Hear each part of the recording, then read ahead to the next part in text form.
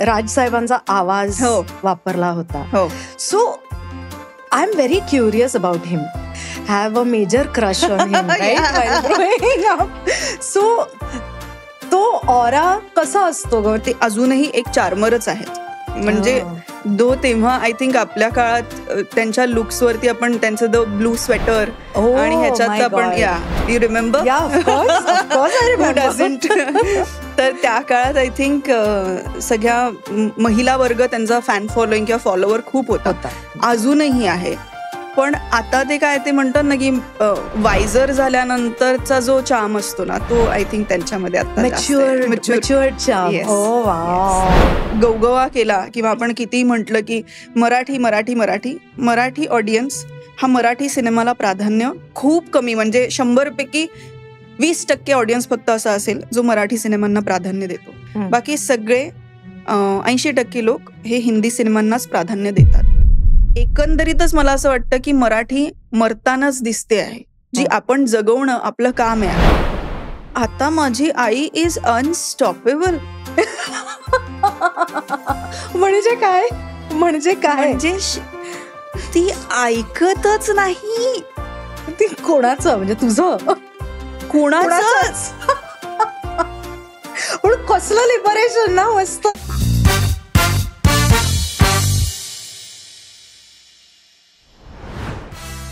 नमस्कार मंडळी, मी रीमा सदाशिव अमरापूरकर मुक्काम पोस्ट मनोरंजनच्या या भागामध्ये तुमचं सगळ्यांचं मनापासून स्वागत करते. आज जे आपल्याबरोबर माझी मैत्रीण आलेली आहे, शी इज अ रिपीट गेस्ट. म्हणजे ज्या वेळेला आपलं मुक्काम पोस्ट मनोरंजन हे फक्त एक ऑडिओ पॉडकास्ट होता, तेव्हा त्या पहिल्या सीझनमध्ये ती आलेली होती आणि त्याच्यानंतर ती आज येते. या मधल्या 2 वर्षांच्या काळात खूप खूप खूप गोष्टी घडलेल्या आहेत माझ्याही आयुष्यात, तिच्याही आयुष्यात. सो आपण त्या सगळ्याबद्दल बोलणार आहोत. मी बोलतेय तेजस्विनी पंडितची. हाय तेजस्विनी. हाय.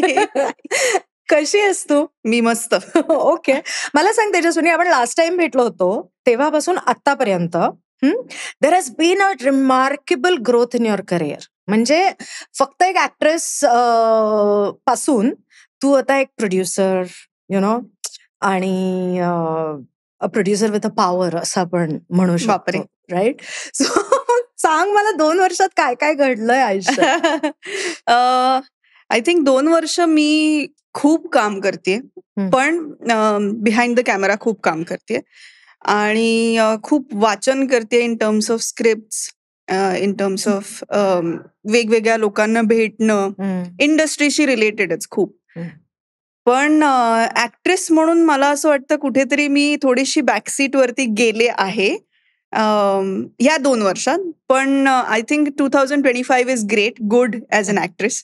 I am currently doing 3 projects actress म्हणूनच. Okay, great. तर त्यातले 2 माझ्या प्रोडक्शनची नाही आहेत, एक माझ्या स्वतःच्या प्रोडक्शन मधलं आहे. That's a very good sign. या म्हणजे काय होतं, जनरली आता लोकांना असं वाटतं अरे ही प्रोड्युसर झाली तर आता ही स्वतःसाठी सिनेमे बनवणार वगैरे, किंवा स्वतः सिनेमा प्रोड्यूस करणार, स्वतःच त्याच्यामध्ये अभिनय करणार. तर मुळातच मी आतापर्यंत जेवढे प्रोजेक्ट्स केलेले आहेत ते अगदी तुम्ही काढून जरी बघितले तरी त्यातल्या कुठल्याही प्रोजेक्टमध्ये मी स्वतः अभिनेत्री नाहीये. राईट. म्हणजे I don't play a lead role. मी आता 1 नंबर नावाचा सिनेमा मी गेल्या वर्षी केला. त्या सिनेमामध्ये मी एक छोटासा रोल केला. बरोबर. तर बिकॉज दे नीडेड अशी फिमेल स्ट्रिक्ट वाटेल अशी डॅशिंग पोलीस ऑफिसर पाहिजे होती त्यांना. तर त्यांचं असं म्हणणं होतं की तूच कर. तर म्हणून मग मी त्याच्यामध्ये काम केलं. सो आय थिंक की ते सोडलं तर मी माझ्या प्रोडक्शन मध्ये काम नाही केलं अजूनपर्यंत. Also it becomes a little more difficult की मागे जेवढा स्ट्रेस असतो behind the camera as a producer, तो जेव्हा तुम्ही in front of the camera काम करत असता तेव्हा तुमच्या चेहऱ्यावरती तो खूप दिसण्याची शक्यता असते. डेफिनेटली. तर म्हणून मी इतके दिवस ते टाळत होते. पण आता मला थोडंसं ते kind of I have like reached थोडासा बॅलन्स असं मी म्हणेन की जेव्हा मी ऑन स्क्रीन काम करणार असेल तेव्हा मी एक बंद करून टाकते ते डिपार्टमेंट, प्रोडक्शन किंवा प्रोड्युसर म्हणून डिपार्टमेंट मी कम्प्लिटली क्लोज करण्याचा प्रयत्न करते आणि मग देन मी अभिनय करते. किती अवघड असेल ना ते. इट्स व्हेरी डिफिकल्ट, कारण ट्रस्ट मी. म्हणजे असं म्हणतात की जो डिरेक्टर असतो त्याच्या डोक्यात 24 तास ते चाललेलं असतं, पण ज्यांना माहिती नाहीये त्यांना मी सांगते की डिरेक्टरपेक्षाही प्रोड्युसरच्या डोक्यात ते फिल्म सुरू व्हायच्या आधी, ते शूटिंग सुरू असताना, ते शूटिंग झाल्यानंतर, ती फिल्म रिलीज झाल्यानंतर, त्याच्या पैशांची वसुली होईपर्यंत ते सगळं चाललेलं असतं. राईट? सो ते डिटॅच करणं आणि ते बंद करणं, तो कप्पा is one of the most difficult. आणि व्हेरी थँकलेस काय म्हणूयात आपण, जॉब नाही म्हणता येणार त्याला, पण पोझिशन लाईक प्रोड्युसर असणं हे अत्यंत थँकलेस पोझिशन आहे, अत्यंत अनसंग पोझिशन आहे. कुठल्याही प्रोड्युसरला ड्यू क्रेडिट मिळत नाही. अजिबात नाही. म्हणजे मी तुला सांगते ना गंमत, I have produce 2 films, I know. मी तुला सांगते, जर आपण जास्त पैसे दिले तर आपला प्रोडक्शन मॅनेजर आपल्याला शिव्या घालतो. जर आपण कमी पैसे दिले तर ज्याला आपण कमी पैसे दिले तो आपल्याला शिव्या घालतो. जर आपण पैसे नाही दिले तर पूर्ण युनिट आपल्याला शिव्या घालतो. आणि जर सगळ्यांचे पैसे दिले तर आपल्याकडे काहीच उरत नाही, म्हणून घरचे आपल्याला शिव्या घालतात. ओके. सो अशी ती पोझिशन आहे. नाही, it's a very very difficult position to be in. Very correct. So whatever goes wrong with the film, it's the fault of the producer. आणि whatever goes right with the film, it's the credit of the maker आणि teamwork. मग then it is a team. Okay. Anyway, so ही कालातीत काय म्हणूयात आपण त्याला, reality fact आपण मांडलेली आहे. मुव्हिंग ऑन, मला सांग की एकच नंबर ही जी फिल्म आता आली होती त्याच्यामध्ये राजसाहेबांचा आवाज वापरला होता. So I am very curious about him. की एक कलाकार म्हणून, पॉलिटिशियन म्हणून, त्यांची भाषणं हे सगळं आपल्याला माहिती आहे. पण जेव्हा तुम्ही त्यांच्याकडे एक कलाकार म्हणून त्यांच्याशी बोलता, म्हणजे तुम्ही स्वतः सुद्धा एक कलाकार आहात, ते सुद्धा एक कलाकार, ते कसं असतं ग त्यांच्याशी ते इंटरॅक्शन? मी आता जसं म्हटलं ना, प्रोड्युसर म्हणून मला असं वाटतं, जेव्हा ते आपल्या क्षेत्रातल्या लोकांबरोबर बसतात तेव्हा तो त्यांचा म्हणजे ते एक राजकारणी आहेत हा कप्पा कम्प्लिटली बंद करून टाकतात. तर then he is just a human, then he is just a film buff, then he is just a, म्हणजे जसं तू म्हणालीस की एक कलाकार आहेत ते. तर ते समोर जेव्हा बसतात तेव्हा ते फक्त कलाकार म्हणूनच गप्पा मारत असतात. म्हणजे आणि मला वाटतं की त्यांच्या एवढा कुठल्याही इंग्लिश सिनेमे असू देत, मराठी असू देत, हिंदी असू देत, या सिनेमांचा अभ्यास त्यांच्या एवढा कोणालाच नाहीये. म्हणजे आपल्या क्षेत्रामध्ये पण कोणाला नाही असं मला वाटतं. You mean specially in Marathi industry? हो. ओके. बिकॉज ते त्यांना असं तोंडपाठ आहे. म्हणजे इवन जुने हिंदी सिनेमे आहेत किंवा जुने मराठी सिनेमे आहेत, त्याचे लेखक कोण आहे, मग ह्याची चाल कोणी दिली होती, मग हे कोण गायलं होतं, आणि हॉलिवूडच्या बाबतीतही तेच. मग त्यांना अशी तोंडपाठ आहेत नावं. म्हणजे मला तर असं एन्सायक्लोपीडिया म्हणतो ना आपण, तसे ते सिनेमांच्या बाबतीत. ओके. आणि तो जो ऑरा आहे सगळा, राईट, म्हणजे आय थिंक आपल्या जनरेशनच्या बऱ्याच मुली have a major crush on him, right? So तो ऑरा कसा असतो ग? म्हणजे how do you deal with that aura? I think I still think ते अजूनही एक चार्मरच आहेत. म्हणजे तेव्हा आय थिंक आपल्या काळात त्यांच्या लुक्सवरती आपण त्यांचं द ब्लू स्वेटर आणि ह्याच्यात आपण यू रिमेंबर? तर त्या काळात आय थिंक सगळ्या महिला वर्ग त्यांचा फॅन फॉलोइंग किंवा फॉलोवर खूप होता, अजूनही आहे. पण आता ते काय ते म्हणतात ना की वायझर झाल्यानंतरचा जो चार्म असतो ना, तो आय थिंक त्यांच्यामध्ये आता मॅच्युअर्ड चार्म. Oh wow. साहेब, जर तुम्ही ऐकत असाल तर please no, I am a big fan आणि मला तुमचा इंटरव्ह्यू घ्यायला खूप आवडेल, ऍज अ कलाकार ऑफकोर्स. बर, तेजस्विनी, मला एक सांग की तू आता म्हणालीस की प्रोड्युसरचा रोल जो असतो तो थँकलेस रोल असतो आणि हे सगळं. आता तू याच्या आधी पण एक फिल्म प्रोड्यूस केली होतीस, आता सुद्धा याच वर्षी तुझी एक नंबर आली. असं म्हटलं जातंय, असं कानावर येतंय की श्वास आली 20 वर्षांपूर्वी, त्याच्या आधी जी मराठी फिल्म इंडस्ट्रीची परिस्थिती होती की कोणीही वाली नाही, स्टॅग्नंट, जो पैसे घालतोय त्याचे पैसे बुडतायत, लोक सिनेमा बघायला येत नाहीयेत, अशी परिस्थिती आता परत आलेली आहे असं म्हणतात. ऍज अ प्रोड्युसर कितपत तथ्य आहे या म्हणण्यामध्ये? बऱ्यापैकी तथ्य आहे. त्याचे रिझन्स खरं तर आता कसं आहे, खूप लोक खूप गोष्टी म्हणतात, म्हणजे खूप काय मतं मांडतात याच्यावरती, या विषयावरती. आता मी जेवढ्या लोकांशी बोलतेय तेवढ्या काही लोकांचं असं म्हणणं आहे की ऑब्व्हियसली फर्स्ट थिंग जे आपल्या कायम चर्चेत आलेलं आहे ह्याच्यापूर्वी सुद्धा अनेक इंटरव्ह्यूजमध्ये, ते की आपलं ऑडियन्स आपल्याबरोबर लॉयल नाहीये, हे फर्स्ट थिंग असतं. पण त्याच्यावरती पण आय थिंक दोन्ही बाजू आहेत, नाण्याच्या दोन बाजू आहेत, ते डिबेटेबल आहे हे. त्याच्यानंतर दुसरी बाजू अशी आहे की हल्ली लोकांना परवडत नाहीये सिनेमा बघणं, तर ती सेकंड बाजू आहे. तिसरी बाजू ते म्हणतात OTT प्लॅटफॉर्म्स आल्यामुळे लोकांना आता OTT वरती सिनेमा आल्यानंतरच बघायचा आहे. चौथी त्याच्यामधली गोष्ट अशी आहे की लोक म्हणतात की साऊथवाले आता इतके येऊन इथे गाजवत आहेत की मग बाकीचे सिनेमे बघावेसे नाही वाटत. सो असे, आणि प्रत्येक ह्यातल्या चारही गोष्टींना मला असं वाटतं नाण्याची दुसरी बाजू आहे. म्हणजे आता आपण जसं साऊथच्या बाबतीत म्हणतो की आपल्याला खूप जण कंप्लेंट करतात, तुम्ही साऊथ सारखे सिनेमे का नाही बनवत. तर साऊथमध्ये पण 100 सिनेमे बनत असतील, हो, त्यातले 2 सिनेमे किंवा 3 सिनेमे फार तर फार आपल्याकडे येतात. बरोबर. आणि ते जे तिथे गाजलेले असतात ते इथे गाजतात. आपल्याला माहिती नाही त्यातले 100 पैकी 97 कदाचित चालले नसतीलही. बरोबर. आपण बघताना काय बघतो की हे 3 चालले, कारण आपल्याकडे एवढे 3 चालणारेही नाही आहेत सिनेमे ऍक्च्युली. तर त्यामुळे त्यांचा सक्सेस आपल्याला सक्सेस वाटतो.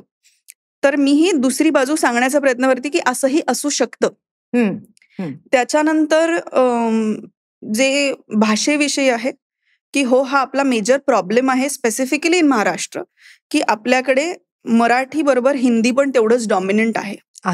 नक्कीच आहे. म्हणजे आपण कितीही गवगवा केला किंवा आपण कितीही म्हटलं की मराठी मराठी मराठी मराठी ऑडियन्स हा मराठी सिनेमाला प्राधान्य खूप कमी, म्हणजे 100 पैकी 20% ऑडियन्स फक्त असा असेल जो मराठी सिनेमांना प्राधान्य देतो. बाकी सगळे 80% लोक हे हिंदी सिनेमांनाच प्राधान्य देतात. त्याचं कारण सुद्धा आहे. बिकॉज फॉर एक्झाम्पल, मी जर का एक तानाजी नावाची फिल्म काढली मराठीमध्ये आणि हिंदीवाल्यांनी पण काढली, तर तुम्हाला ऑब्व्हियसली हिंदीमध्ये बजेट्स असल्यामुळे, ग्रँजर असल्यामुळे तुम्ही पहिला तानाजी कुठला बघाल, तुम्ही हिंदीतला बघाल. आणि मग त्याच्या कम्पॅरिझन मध्ये तुम्हाला असं वाटेल, अरे मराठी काय बोर केलाय, किंवा मराठी अगदीच सुमार केलाय.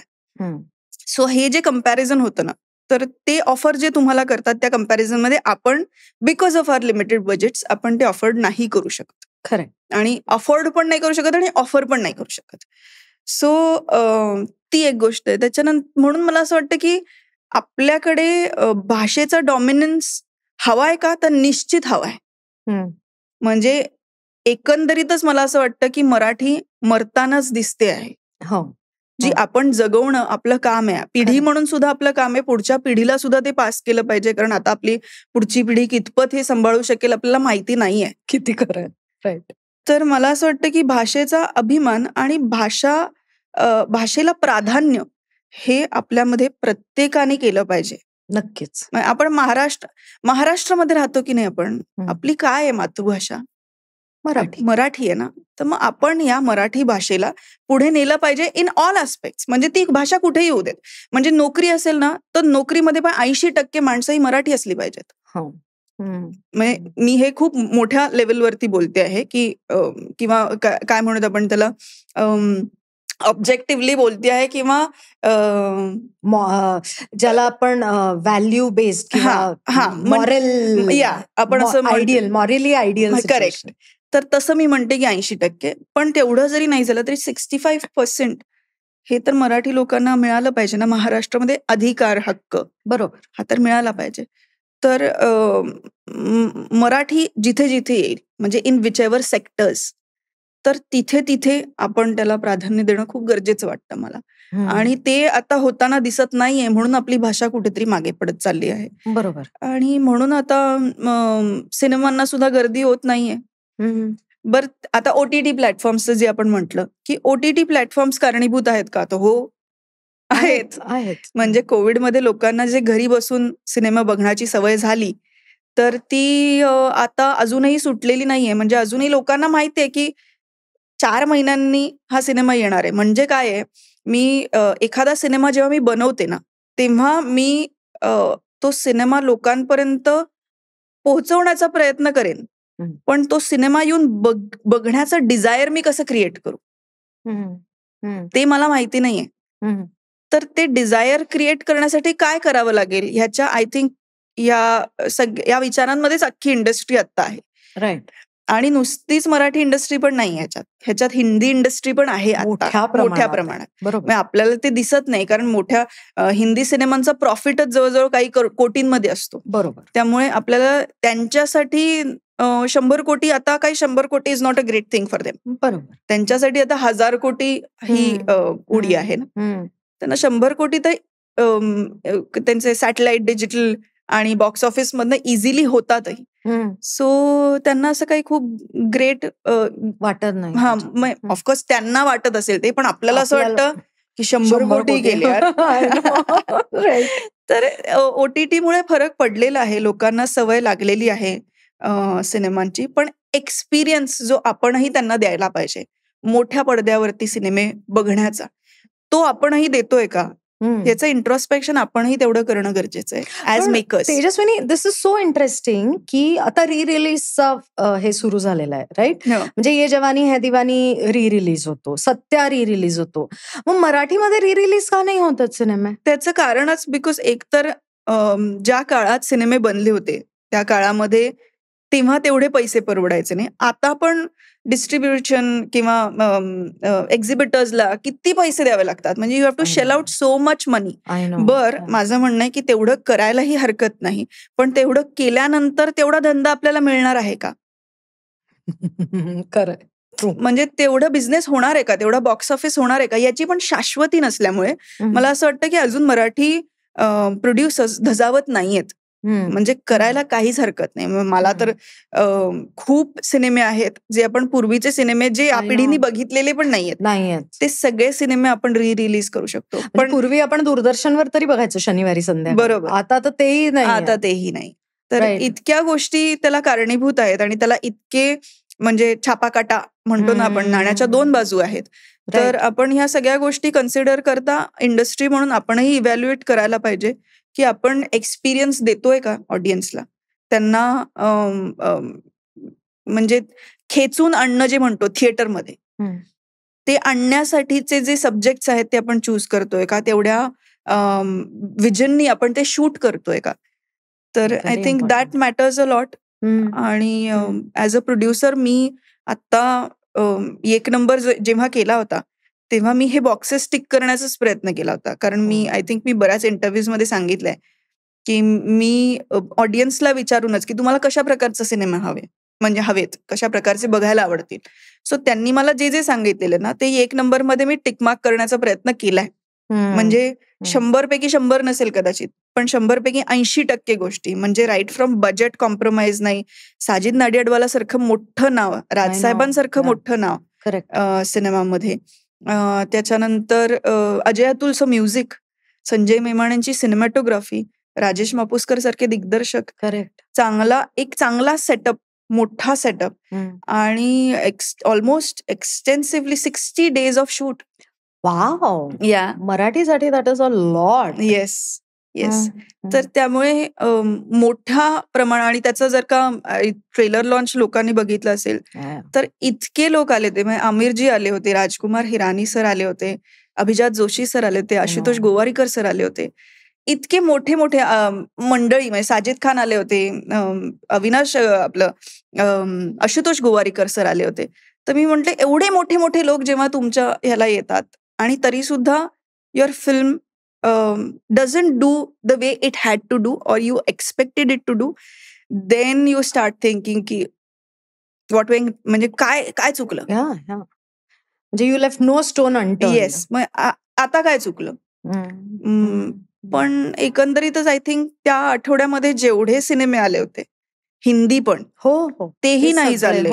म्हणजे इवन दिवाळीमध्ये पण सिनेमे ज्या प्रकारे मी म्हटलं तसं बिझनेस करायला हवा होता तसा बिझनेस दिवाळीतल्या सिनेमांनी पण नाही केला. So you just don't no. आणि मग डिरेक्टली चालला तो आय थिंक 1200 कोटी करणारा पुष्पा चालला, त्याच्या पुढेही कुठलंही नाही चाललंय, अजूनही नाही कुठलं चाललंय. सो आय थिंक आता लोकांना मी म्हटलं तसं की एका मल्टिप्लेक्स मध्ये जाऊन दर महिन्याला आता आपले इतके सिनेमे रिलीज होतात ग, दर महिन्याला. दर आठवड्याला एक होतो असं म्हटलं. हा, म्हणजे मी म्हणते की एका महिन्यामध्ये चॉईसेस म्हणून लोकांकडे मराठी, हिंदी, इंग्लिश आणि साऊथ असे एवढे चॉईसेस आहे. आणि त्याच्यातनं ते कसे, how are they going to manage. म्हणजे तुझं एक पॉपकॉर्न 400 रुपयाचं. I no.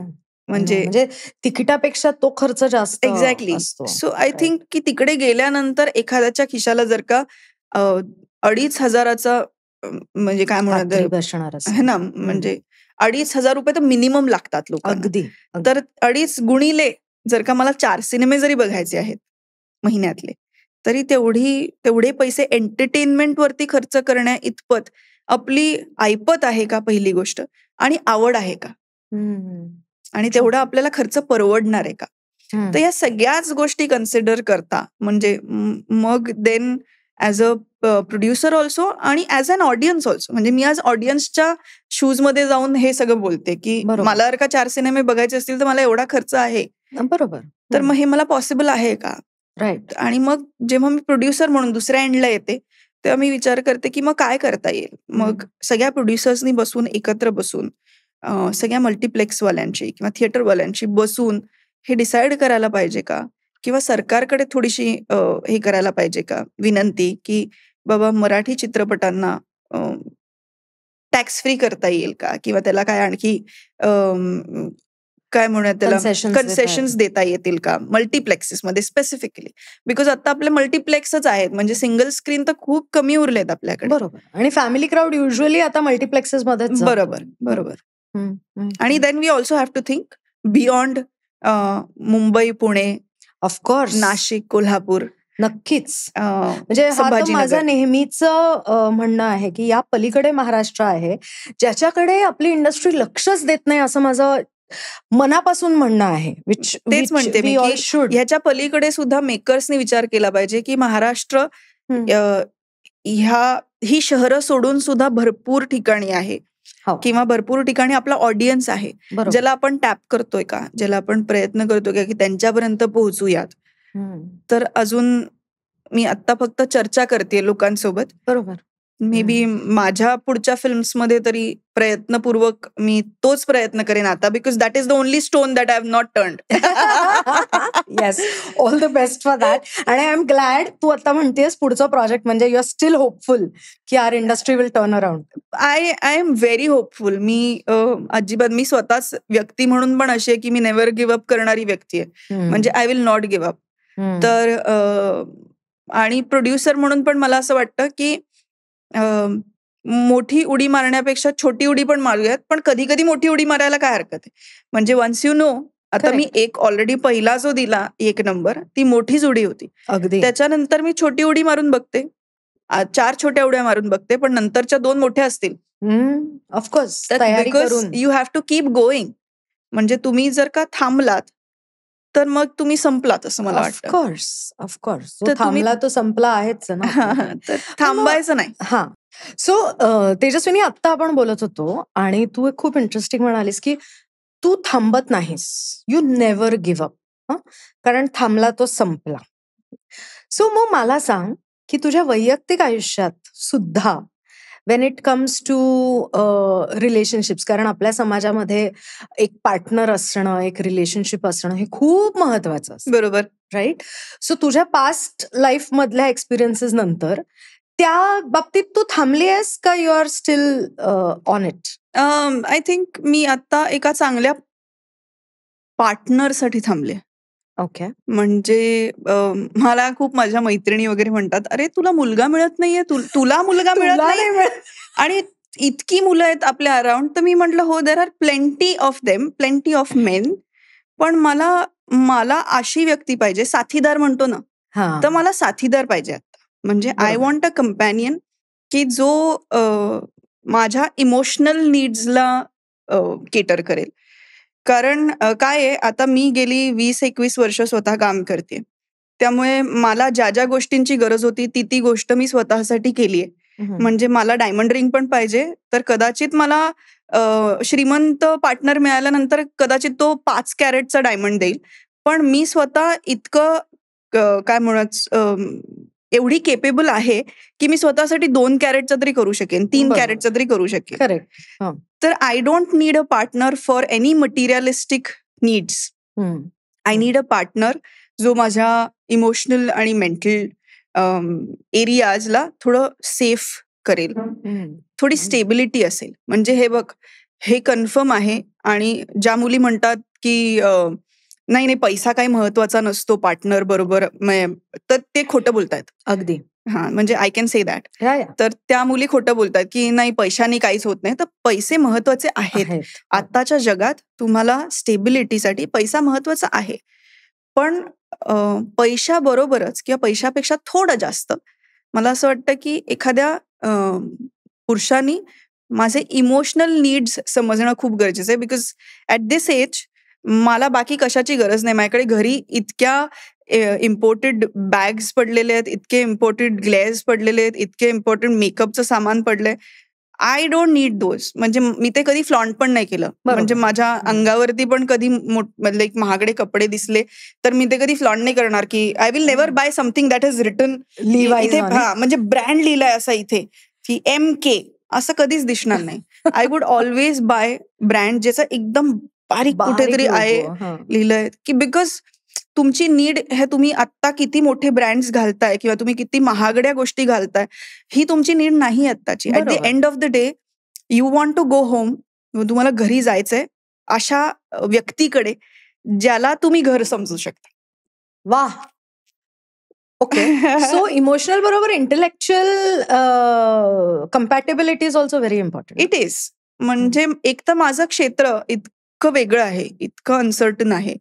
त्या क्षेत्राला समजणारी व्यक्ती आत्ता खरं तर आयुष्यात पाहिजे. खरंय. पण मग मला सांग, जस्ट लाईक तुझ्या इतर मैत्रिणी म्हणतात तसंच मी म्हणते. आणि अशी व्यक्ती जर का नाही मिळाली जी मला हवी आहे तर I am good not getting married किंवा नॉट सेटलिंग डाऊन. म्हणजे लग्न करायचं नसेल आणि I want to like be आणि stay in a live in relationship, that way also I am okay. नाही, पण आता मला ह्या प्रश्नाचं उत्तर माहितीये, जो मी प्रश्न विचारते त्याचं. ओके. पण आपल्या ऑडियन्ससाठी तरीही मी हा प्रश्न विचारते की तुझ्या जशा इतर मैत्रिणी म्हणतात की अगं तुला मुलगा मिळत नाही, इतकी मुलं आहेत आजूबाजूला, इतकी माणसं असतात आजूबाजूला आपल्या इंडस्ट्रीमध्ये, स्पेशली आपल्या इंडस्ट्रीमध्ये there are so many men around you. तर आपले मेन जे आहेत आपल्या एज ग्रुप मधले, आपल्या इंडस्ट्री मधले, ते कुठे कमी पडतात ग असं तुला वाटतं? नाही, इनफॅक्ट आपल्या क्षेत्रातले पुरुष जे आहेत ते थोडेसे जास्त काय म्हणत आपण त्याला, रिलायबल पण आहेत. Okay. Reliable is a wrong word. I think थोडे जास्त समजूतदार आहेत असं आपण म्हणूयात. अंडरस्टँडिंग खूप आहे आपल्या क्षेत्रामध्ये. कारण आपल्या क्षेत्रामध्ये एकंदरीतच बॅरियर्स नाही आहेत इन टर्म्स ऑफ पुरुष आणि स्त्री. अरे बापरे, ते नाहीये आपल्याकडे. म्हणजे आपल्याकडे बाजूबाजूला जर का पुरुष आणि स्त्री अगदी 2 भेटी झाल्यात आणि बाजूबाजूला बसलेत तर आपल्याकडे तिकडे ते बघ बाजूला बसलेत असं कोणी करत नाही. सो बेसिक अंडरस्टँडिंग आहे ना, हे जरा चांगलं आहे. आणि थोडेसं काय म्हणत आपण त्याला, मला तो शब्द आठवत नाहीये, मला सांग ना. काय लिबरल. ओके. उदारमतवादी. करेक्ट. उदारमतवादी माणसं आपल्याकडे आहेत या क्षेत्रामध्ये. तर थोडेसे लिबरल आहेत इतर लोकांपेक्षा, मी म्हणते. असं कम्प्लिटली सोडूनच दिलंय वगैरे असं नाही, कम्प्लीट फ्रीडम असं नाही. पण कम्पॅरेटिव्हली मी म्हणेन की बऱ्यापैकी लिबरल आहेत आपल्या ह्याच्यातले पुरुष. चुकतायत असं मी काहीच म्हणणार नाही. चूक बरोबर ठरवणारे कमी कुठे पडतात असं मी म्हणेन. म्हणजे कारण तू आता जसं म्हणालीस की लिबरल आहेत पण असं पूर्णपणे सोडूनच दिलंय असे लिबरल नाही आहेत. पण असं तर कुठेच नाही. म्हणजे आय थिंक परफेक्टला खरं उतरणारं कोणीच नाहीये. म्हणजे मी स्वतः परफेक्ट नसेन तर मी एक्सपेक्ट कसं करेन की मला समोरची व्यक्ती परफेक्ट मिळेल. बरोबर. आणि रादर परफेक्ट हे कोणीच असू शकत नाही. किंवा आय डोंट थिंक आपल्याकडे एकही एक्झाम्पल आहे की हा परफेक्ट आहे. किंवा दिसताना कदाचित दिसू शकतं ना की ही परफेक्ट आहे यार, ही ना दिसते मस्त, स्वभावाला मस्त आहे, पण एकदा 24 तास तू त्या व्यक्तीबरोबर राहायला लागलीस किंवा लागलास की तुला कळतं की अरे ह्या व्यक्तीमध्ये पण ही गडबड आहे, किंवा मी 24 तास नाही राहू शकत हिच्याबरोबर. बरोबर. सो आय थिंक म्हणजे आपल्याकडे पुरुष कमी पडतायत असं मला कुठेच वाटत नाही, आपल्या क्षेत्रातही नाही आणि अदरवाईजही नाही. आय थिंक ती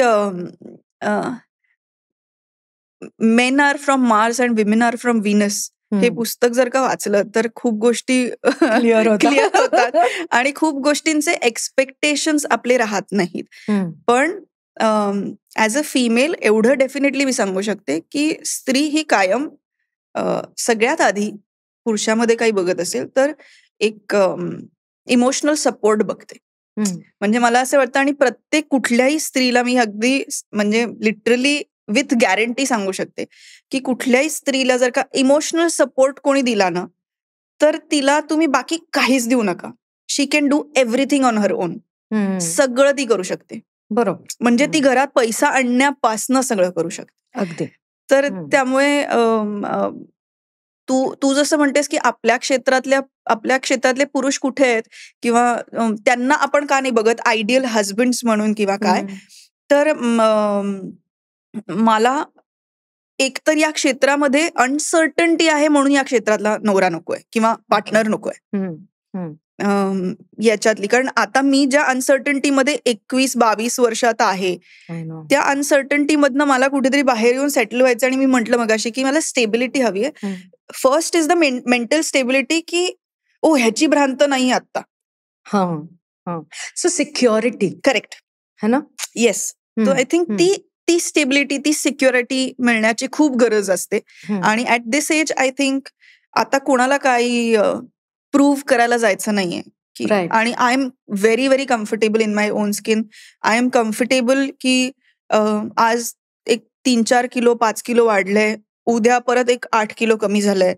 तर म्हणजे तर मी खूप कम्फर्टेबल आहे आता. म्हणजे मला खूप जण म्हणतात की तू अशी पब्लिकमध्ये विदाऊट मेकअप कशी फिरतेस.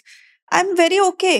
म्हणजे मी जाते, मी विदाऊट मेकअपच असते अर्ध्या वेळेला. म्हणजे अर्धा पण नाही, आय थिंक 100 टाइम्स पैकी 90 times I am without makeup. Correct. आणि आय एम व्हेरी कम्फर्टेबल. बरं त्यातून जरा असे कपडे घाल, जरा तसे कपडे घाल, जरा हिल्स घाल, तू या क्षेत्रात आहेस, आय ऍग्री.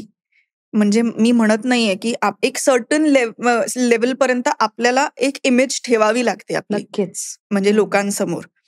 पण मला असं वाटतं ती इमेज जपताना तुम्ही ती इमेज नाही बनला पाहिजेत. म्हणजे तो जो मास्क तुम्ही सतत एक घालत असताना, तो मास्क काढून पण तुम्हाला वावरता आलं पाहिजे आणि तुम्ही तितकेच कम्फर्टेबल पाहिजे. कारण हे क्षेत्र may be another few years, त्याच्यानंतर तर तुम्हाला स्वतःला फेस करायचंय आणि तुम्हाला बरोबरच जगायचं. एक्झॅक्टली. आणि तुम्ही जर का ह्याची सवय तुम्हाला जर का लागायला लागली की मी अशी आहे, असं राहिलं पाहिजे, मी असं दिसलं पाहिजे, मी लोकांसमोर अशी असली पाहिजे, तर नंतर पुढे जाऊन काही वर्षांनी तुम्हाला खूप डिफिकल्ट जाणार आहे टू अनडू. किंवा आपल्याला ज्या अटेन्शनची सवय लागलेली असते या क्षेत्रामुळे, ते अटेन्शन जर का उद्या नाही मिळालं, तर मी तर अनेक अशी उदाहरणं पाहिलेली आहेत आणि ऐकलेली पण आहेत. हिंदीमध्ये सुद्धा बरीच उदाहरणं आपण ऐकली आहेत की ज्यांना हे सहन नाही झालं की आता मला अटेन्शन मिळत नाही, आता मी लोकांची म्हणजे I am not the I candy anymore. So हे सहन न होणारे अनेक एक्झाम्पल्स आहेत. माझ्या अनेक मैत्रिणी आहेत ज्या डिप्रेशनमध्ये गेल्यात, बिकॉज आता त्यांना इतकी मॉडेलिंग टाइम्स मध्ये इतकी सवय होती, आता त्या कुठेच नाहीयेत. सो आय थिंक की तुम्ही तुमच्या ओरिजिनल सेल्फमध्ये कम्फर्टेबल असणं खूप गरजेचं आहे. आणि मी बऱ्यापैकी आय थिंक इन दॅट केस मी बऱ्यापैकी सेफ आहे. आणि तू कसं, म्हणजे how do you keep in touch with your self? कारण आपण आता बोललो की यू आर अन ऍक्ट्रेस, तू एक प्रोड्युसर आहेस, तू स्क्रिप्ट वाचत असतेस, वेगवेगळे रोल्स. कारण एक कलाकार असल्यामुळे जेव्हा तू एखादी स्क्रिप्ट वाचतेस तेव्हा ते you must be living also those characters, right? So स्वतःच्या तू खरी कशी आहे, तेजस्विनी खरी अशी आहे, हे तेजस्विनीला मेंटेन करायला किंवा त्यात to stay in touch with that Tejaswini, तू काय करतेस? आय थिंक माझे या क्षेत्रातले सोडून मित्रमैत्रिणी बरेच आहेत. म्हणजे आपल्या क्षेत्रात, इनफॅक्ट माझे आपल्या क्षेत्रामध्ये मी इंग्लिशमध्ये एक म्हण आहे, there are no friends, there are only friendly acquaintances. Very very very interesting. आपण हे मराठीमध्ये थोडंसं ट्रान्सलेट करूया की देर आर नो फ्रेंड्स म्हणजे मित्र नाही आहेत, पण मैत्रीपूर्ण ओळखीची माणसं आहेत. मैत्रीपूर्ण ओळखीची माणसं. तर या इंडस्ट्रीमध्ये माझी ती मैत्रीपूर्ण ओळखीची माणसं आहेत, पण माझे मित्र मैत्रिणी ह्या मॅक्सिमम ह्या इंडस्ट्रीतलेच नाही आहेत. सो आय थिंक त्यांच्यावर जेव्हा मी जितकी जास्त राहते, that makes me more human किंवा रियालिटीकडे जाणार. बिकॉज मी अशी व्यक्ती आहे जी मी टपरीवरती उभी राहून पण चहा पिऊ शकते. मी 5 स्टार मध्ये पण, म्हणजे डिपेंड्स की मी पटकन, म्हणजे मी ना पाण्यासारखी असं म्हटलीस तरी चालेल, की मी ज्या सर्कलमध्ये असते ना त्या सर्कलमध्ये मी त्यांच्यासारखी असते. नक्की. म्हणजे तू मला ज्या भांड्यात ओतशील त्याचा शेप मी घेईन, राईट, अशी आहे. आणि माझे जे मित्रमंडळी आहेत ते मला ग्राउंडेड ठेवण्याचं खूप काम करतात. बिकॉज ते मला सतत, आपली इंडस्ट्री हे एक्सपेक्टेशन आहे आणि माझे मित्रमंडळी किंवा मैत्रिणी ते रियालिटी आहे. तर ते मला कायम असं सांगत असतात की हा ठीक आहे, म्हणजे आज हे तर उद्या काय. बरोबर. तर या झोनवरती आमचे डिस्कशन्स पण करिअर वाईज किंवा लाईफ वाईज पण हेच असतात की आत्ता हे आहे, हे क्षेत्र आत्ता इथे चांगलं चालू आहे, पण व्हॉट अबाउट टुमॉरो. तर आय थिंक की देन मग मला असं विचार येतात की अरे हो यार, हे आत्ता तरी मृगजळ आहे. म्हणजे माझ्या क्षेत्रावरती प्रचंड प्रेम आहे. I think whatever I am today, आज मी जे काही आहे ते मी या क्षेत्रामुळे आहे. आणि मला असं वाटतं की खूप कमी लोकांना असा एक जॉब मिळतो किंवा असं एक क्षेत्र मिळतं किंवा असं एक काम मिळतं जे करून गेल्यानंतर तुम्ही आनंदी असता. हो, म्हणजे तुम्ही ते काम, म्हणजे माझे बाबा म्हणायचे की जे करायला आवडतं ते करायला मिळतं आणि त्याचे पैसे पण मिळतात. Correct, that is such a correct. आणि त्याचे पैसे पण मिळतात आणि खूप कमी जॉब्स आहेत ना जे which give you satisfaction, which give you happiness. तर माझं काम हे मला प्रचंड आनंद देतं, मला प्रचंड सॅटिस्फॅक्शन देतं. मला कॅमेरा फेस केल्यानंतर जे फील होतं ते रात्री मला आय थिंक जी काय सुखाची झोप लागते दॅट इज ओनली बिकॉज मी खूप आनंदाने या क्षेत्रामध्ये काम करते. आणि खूप कमी लोकांना हे क्षेत्र मिळतं. म्हणजे आता खरं तर ॲव्हेन्यूज खूप वाढले आहेत, त्यामुळे असं मी म्हणू शकणार नाही, पण 20 आणि 21 वर्ष काम करत राहणं, सातत्याने काम मिळणं, हो, आणि त्याच्या पुढे एक एक स्टेप तुम्ही क्लाइंब करत जाणं, हे सुद्धा I think is a big challenge आणि बिग टास्क. त्यामुळे माझ्यापेक्षा जेवढी तरुण पिढी आहे या क्षेत्रातली, तर जे माझे मित्रमंडळी आहेत तर ते मला तेच विचारतात की म्हणजे आता मी 21 वर्ष म्हणजे खूप झालं अशातला भाग नाहीये, पण तरी 21 वर्ष सातत्याने काम मिळणं. कारण त्यांचं आता असं झालंय की आम्ही 4 वर्षापूर्वी काम केलं होतं आणि आता आम्हाला काम हवंय आणि आम्हाला काम करायला स्ट्रगल करावं लागतंय, खूप काम मिळवायला स्ट्रगल करावं लागतंय. सो तुम्ही 21 वर्ष कशी काय काढली? करेक्ट. म्हणजे तर आय थिंक मी तर 21 वर्षात झाली आहे. आय थिंक अशोक सराफ सरांना, सचिन पिळगावकर सरांना 50 वर्ष किती वर्ष झाली यार. आता माझा अगदी जवळचा मित्र सिद्धार्थ जाधव, त्यालाही 25 वर्ष आली. I think Ankush, Bharat sir, Swapnil, Sai, ह्यांना किती वर्ष झाली यार कामं करतायत. आणि मी तेच म्हणते की आय फील फॉर्च्युनेट की मी त्यांच्या पिढीतली आहे. की आय फील फॉर्च्युनेट की आम्ही खूप चांगली कामं केलीत. आमची चांगली आमच्या नावाला चांगले चित्रपट आहेत, चांगल्या कलाकृती आहेत. नाटक असू देत, सिरियल असू देत, वेब सिरीज असू देत, फिल्म्स असू देत, आमच्या नावाला चांगले सिनेमे किंवा कलाकृती आहेत. तर आणि आता ते कोणाला तसं स्टारडम कोणाला मिळेल का? म्हणजे मी आता मराठी विषय सोड, मी आता हिंदी विषय बोलूया. आता सलमान, शाहरुख, आमिर ह्यांच्यासारखं कोणाला फेम मिळेल? म्हणजे पूर्वी जसं बच्चन साहेब होते किंवा राजेश खन्ना सर होते, दिलीप कुमार होते, बच्चन साहेब अजूनही आहेत. पण म्हणजे मी तेच म्हणते की त्यांच्या एवढं स्टारडम जे आपण म्हणतो ते कोणालाच नाही आता हिंदीमध्ये. म्हणजे फॅन फॉलोईंग असेल पण स्टारडम याच्यामध्ये खूप फरक आहे. खूपच ग. म्हणजे आय थिंक याच्यामध्ये ना मला असं वाटतं की सोशल मीडियाचा खूप मोठा हात आहे. बरोबर. पूर्वी कसं होतं की म्हणजे जेव्हा बाबा फिल्म्स करायचे किंवा 80s 90s मधलं मी म्हणतेय की ते कलाकार तुम्हाला फक्त पडद्यावरच दिसायचे. करेक्ट. एरवी ते तुम्हाला दिसायचे नाही. बरोबर. आता सोशल मीडियामुळे रोज ते काय करतायत, काय खातायत, कुठे शूट करतायत, काय चाललंय, हे तुम्हाला इतकं संपर्कात राहता तुम्ही की त्यांच्या भोवतीचं जे वलय आहे ते कुठेतरी गळून पडल्यासारखं होतं. तेच म्हणते की मगाशी जे आपण चित्रपट का चालत नाहीत किंवा काय, तर पूर्वी हे जे सगळे कलाकार होते हे मला मोठ्या पडद्यावरतीच बघायला मिळायचे. तेव्हा त्याचं एक अप्रूप होतं, त्याची एक क्युरिओसिटी होती. बरोबर. तर ती आता इतकी सोशल मीडियामुळे डाऊन झाली. कारण मला एव्हरी अदर डे मला माझा फेवरेट कलाकार हा काय करतोय हे दिसतंय. आणि त्यातून मी तुला सांगते, आता आमच्या जेवढ्या सिनेमाच्या पोस्ट असतात त्या पोस्टपेक्षा आम्ही पर्सनली ज्या पोस्ट करतो ना त्या पोस्टला जास्त ट्रॅक्शन असतं. हो. Because they want to know आमच्या पर्सनल आयुष्यात काय चाललंय, तुम्ही काय आहात, पर्सनल आयुष्यात काय चाललंय. त्यांना सिनेमांपेक्षा त्या व्यक्तीमध्ये जास्त इंटरेस्ट आहे. सो अनफॉर्च्युनेट आहे हे आताच्या काळात. इन अ वे. हो. सुरुवातीला असं वाटलं होतं की वाव किती छान, आपण आपल्या फॅन्स पर्यंत पोहोचू शकतो या माध्यमातून. बरोबर. पण आता लक्षात येतं की there is a flip side. तुझे कुठलीच गोष्ट अशी नाही, there is always two sides. Again म्हणूनच मी म्हणते की आता अगबाई अरेच्याला 21 वर्ष झाली. सो तुला पण इंडस्ट्रीमध्ये येऊन 21 वर्ष झाली असं आपण म्हणूयात. हा 21 वर्षांचा काळ हा खूप मोठा आहे. आणि कोणताही काळ हा सेम असा चालत नाही. त्याच्यामध्ये वरखाली असतं. बरोबर. सो तुझे जे इंडस्ट्रीतले नाही आहेत ते मित्रमैत्रिणी तुला ग्राउंडेड ठेवतात. हे जरी मान्य केलं तरीही जेव्हा काहीच आपल्याला हवंय तसं होत नाहीये अशी जेव्हा सिच्युएशन असते त्यावेळेला आपले आई वडील हे खूप महत्वाचा रोल प्ले करतात. बरोबर. राईट. सो आणि तुझ्या आईनी तर याच्याही पेक्षा खूप मोठा काळ पाहिलेला आहे.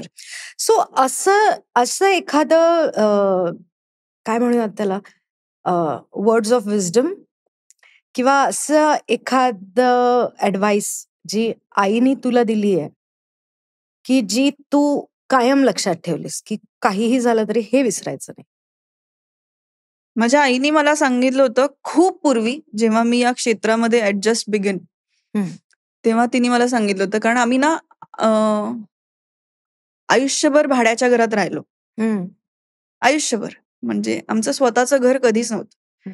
माझ्या आईनी एक ऍडवाइस कम रिक्वेस्ट मला केली होती की ते जो काहीही झालं ना तरी कितीही छोटं असे ना, पण स्वतःच्या नावाचं हक्काचं घर हे तुझं असलंच पाहिजे, जिथनं तुला कोणीही बाहेर काढू शकत नाही.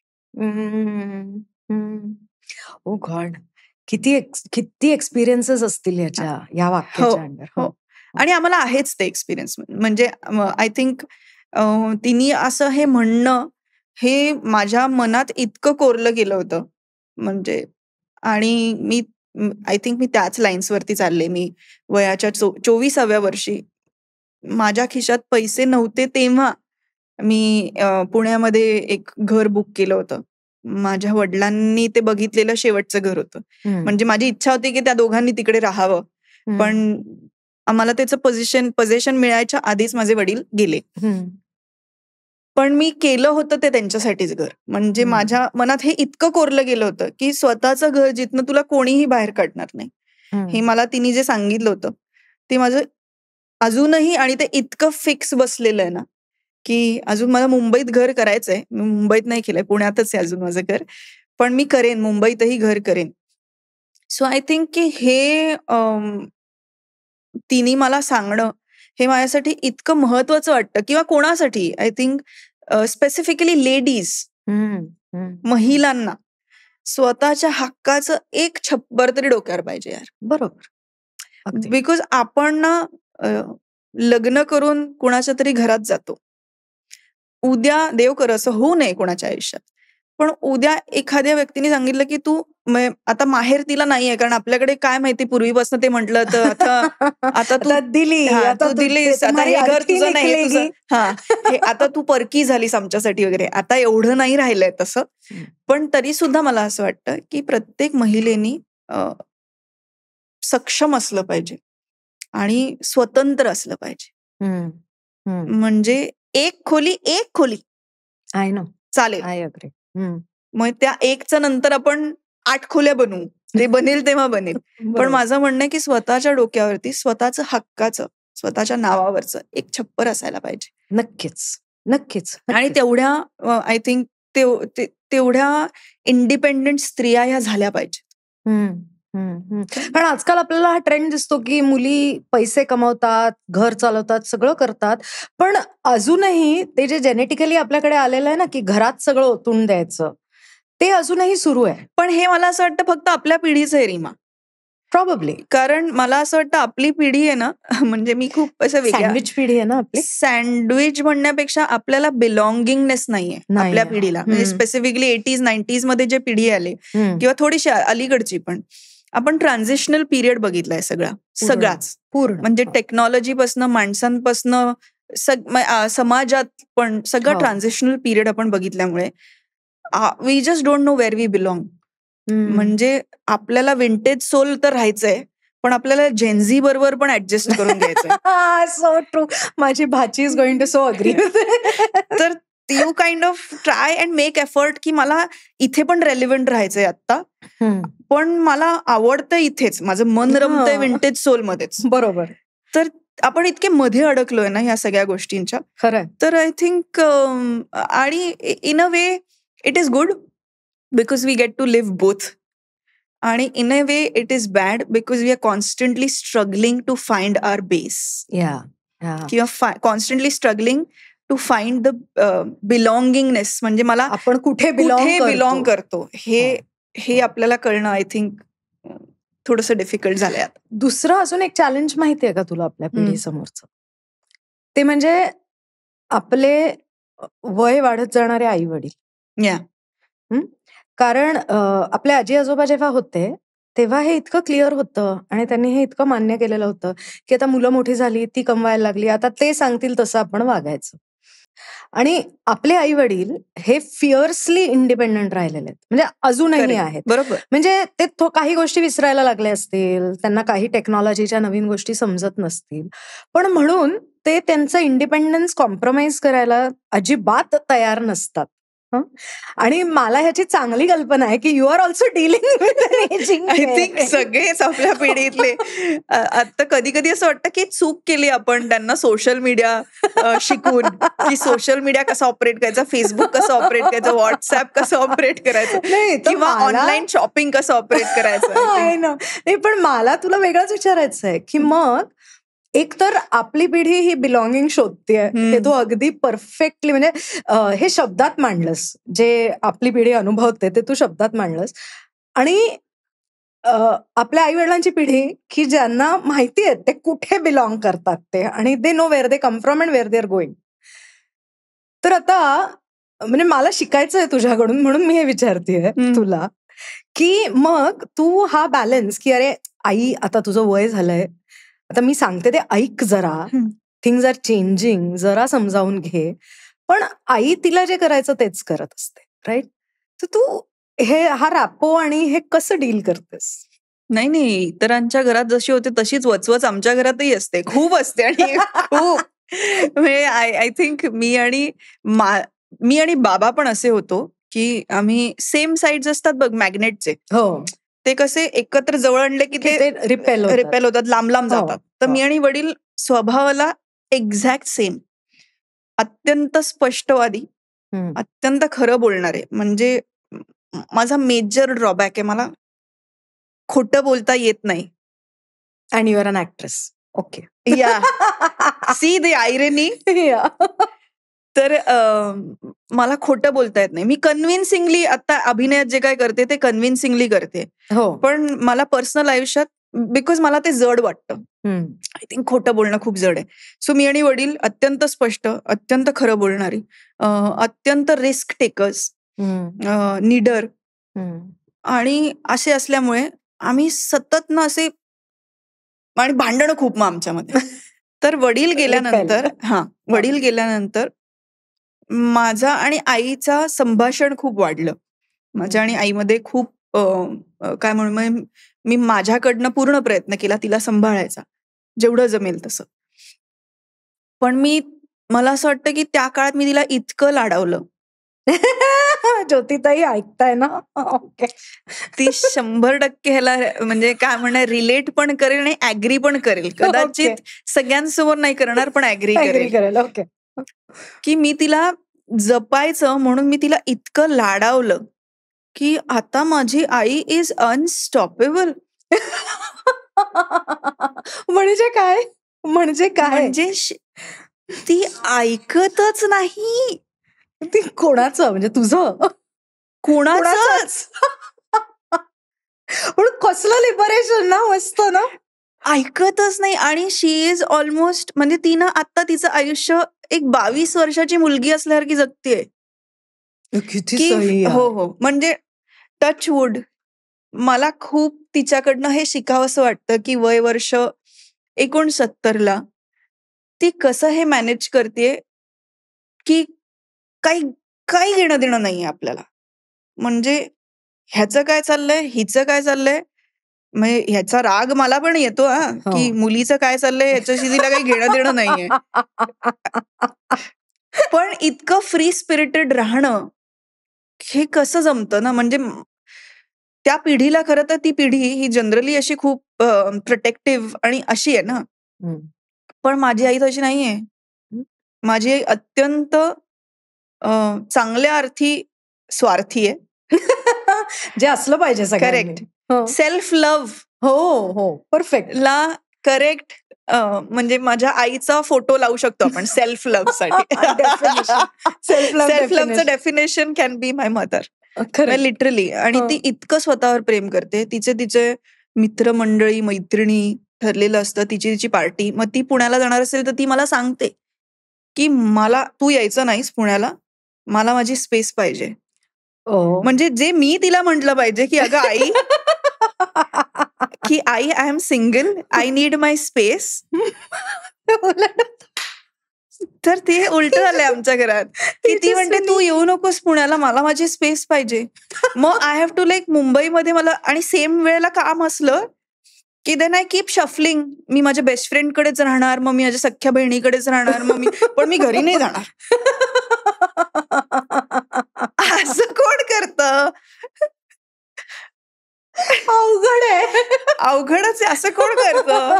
पण ती शी इज टू क्यूट. म्हणजे मला असं होतं की कुठेतरी असं वाटतं की दिस इज व्हॉट वी लर्न.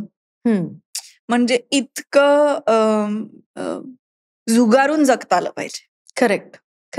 पण तुझ्या लक्षात येतंय का, ज्या अर्थी तू म्हणतेस की मला राग येतो की मुलीच्या आयुष्यात काय चाललंय ह्याच्याशी तिला काही घेणं देणं नाहीये, याचं कारण हेही असेल ना की शी ट्रस्ट्स यू. ऑफकोर्स. म्हणजे मी तर let's look at the positive of it.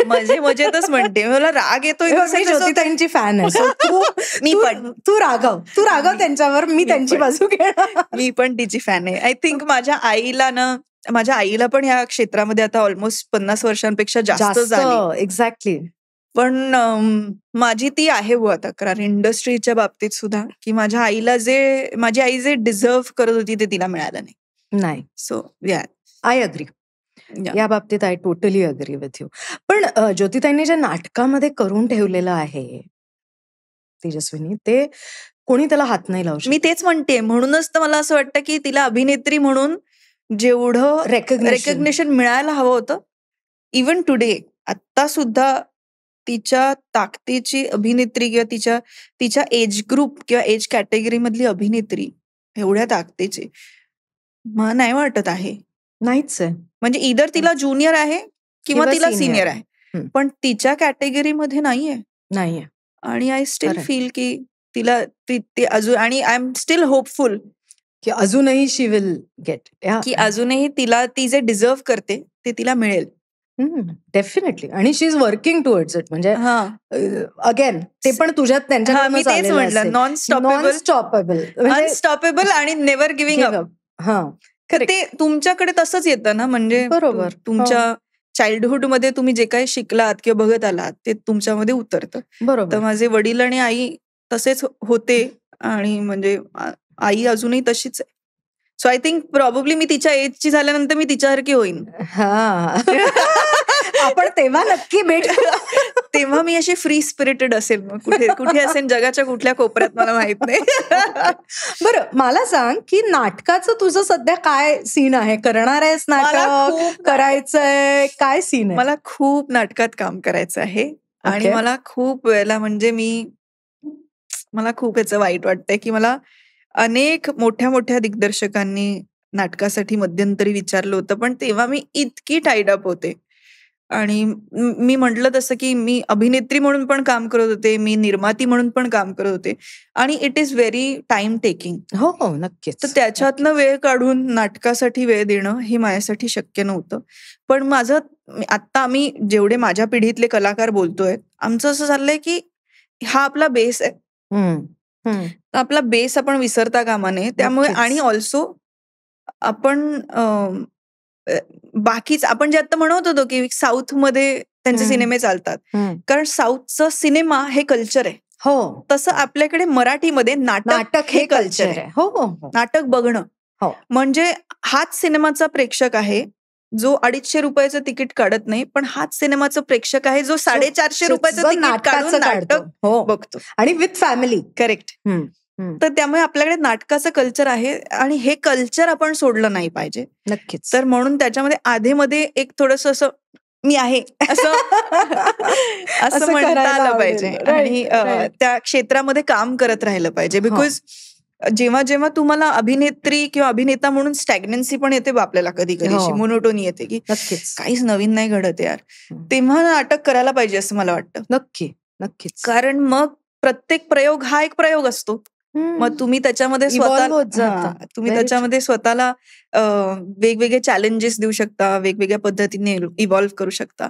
तर म्हणून तो प्रयोगागणिक तुम्ही अभिनेत्री म्हणून परत स्वतःला शोधायला लागता आणि स्वतःला मिळवायला लागता. तर आय थिंक ते खूप आवश्यक आहे आणि ते करत राहिलं पाहिजे. नक्कीच. आता म्हणजे तू तेवढी मोठी नाहीयेस वयाने, पण तरीही जे आता नवीन मी मनाने खूप मोठी आहे. तू मला प्रश्न विचारू शकतेस. नाही म्हणजे मनाने इन द सेन्स, हो ते माझं मन पण मोठं आहेच, पण मनाचं वय पण माझं मोठं आहे. मी विचारांनी मोठी आहे. ओके. तुझ्याशी बोलू मला हे सांग की सध्याची जी म्हणजे आता मी हे तुला का विचारते, कारण जे मगाशी तू म्हणालीस की अनेक बाजूंनी अनेक प्रयत्न व्हायला पाहिजेत तेव्हा आपली इंडस्ट्री बहुतेक तरुण जाईल. राईट. त्याच्यामध्ये तू सरकारनी किंवा गव्हर्नमेंटनी काही हे घ्याव्यात असंही म्हणालीस, काही स्टेप्स उचलाव्यात. पण एक व्यक्ती म्हणून, एक सामान्य नागरिक म्हणून सध्याची जी राजकीय परिस्थिती आहे त्याच्याबद्दल काय वाटतं ग? मी मध्यंतरी एक क्लिप बघितली होती. आय थिंक सुषमा स्वराज यांची होती बहुतेक. बहुतेक मला एक्झॅक्टली आठवत नाही. पण मी ती क्लिप बघितली आणि त्या क्लिपमध्ये विरोधी पक्ष पण होते, ते पण होते आणि लिटरली सगळे याच्यामध्ये असेंब्लीमध्ये आहेत आणि त्या असेंब्लीमध्ये एकमेकांना चिमटे पण काढतायत, हसतायत पण एकमेकांबद्दल आणि नंतर गळ्यात गळे घालून म्हणजे फोटो बिटो काढतायत एकत्र. तर आय थिंक हे कुठेतरी मला आता थोडंसं माणूस म्हणून हे मिस करते मी, की हे जे हेल्दी रिलेशनशिप्स होते आपापसात, ते हेल्दी म्हणजे पॉलिटिक्स नाही राहिलं फक्त. आता पैसा आला त्याच्यामध्ये. अगदी.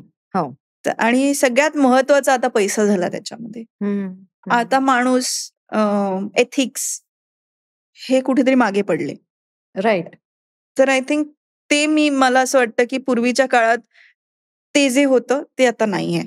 आणि मी काय पॉलिटिकली ऍक्टिव्ह नव्हते तेव्हाही, पण आपल्याला बघून पण कळतं ना. हो, ऑफकोर्स. म्हणजे आपल्याला बघून तेव्हाचे आपल्याला आपापसातले त्यांचे रिलेशनशिप्स माहिती होते. बरोबर. तेव्हा आपण किती विरोधी पक्ष असले तरी त्यांचे नातेसंबंध आपल्याला माहिती होते. आता मला असं कुठेतरी वाटतं, आणि तेव्हा ना एथिकल होतं सगळंच.